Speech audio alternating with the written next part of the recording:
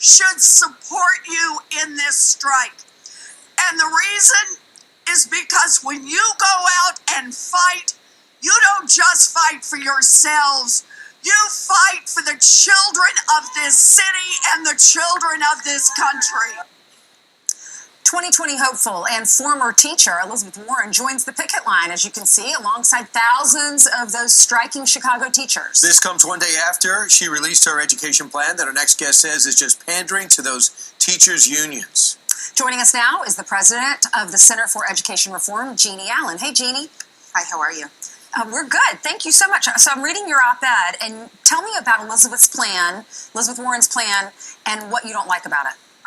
Well, first, let me just say, Ainsley, that we have a crisis in America when the front runner in the Democratic Party for president assaults parents and teachers in the millions of schools out there that are working hard to deliver choices and great education every day by standing with a militant organization that has 300,000 kids on the street in Chicago and refuses to negotiate with the Democratic progressive mayor that offered them a 16% raise.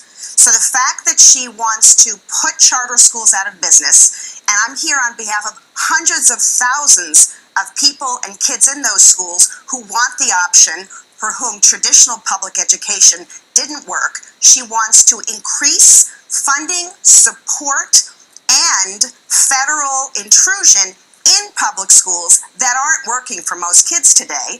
And so we have to say to ourselves, what's wrong with this picture when parents who want a variety of options for their kids are being told by Elizabeth Warren, you can't have any anymore. But if you want to get the teachers union, give the teachers union exactly what they want, or at least their heads want. But in 2003, she wasn't so anti-charter schools. In 2003, she recognized that the fate of children in low-income areas, and she wanted fully funded vouchers that relieve parents from the terrible choice of leaving their kids in lousy schools. What happened to that? Did things get better all of a sudden?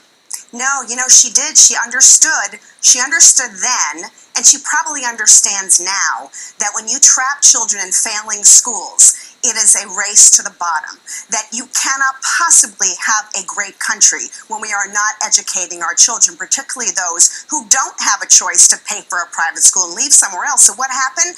There are 1.7 million bodies that would go on the campaign trail when AFT President Randy Weingarten says, let's back Elizabeth Warren. And that's why the Democratic Party right now is vying for that support. And so we should ask ourselves, is this really worth it? Democrats across the country who believe in educational choice for parents are outraged. Yep. They were protesting at the debates, and no one's listening to them. We need to push back hard and make sure that she doesn't get the chance to take choices from parents. Yep, parents want the choices. They like charter schools. Thank you so much. Jeannie, if you want to read Jeannie's article, it's in the Washington Examiner. Her name is Jeannie Allen. Thanks, Jeannie. Good to see you. Thank you.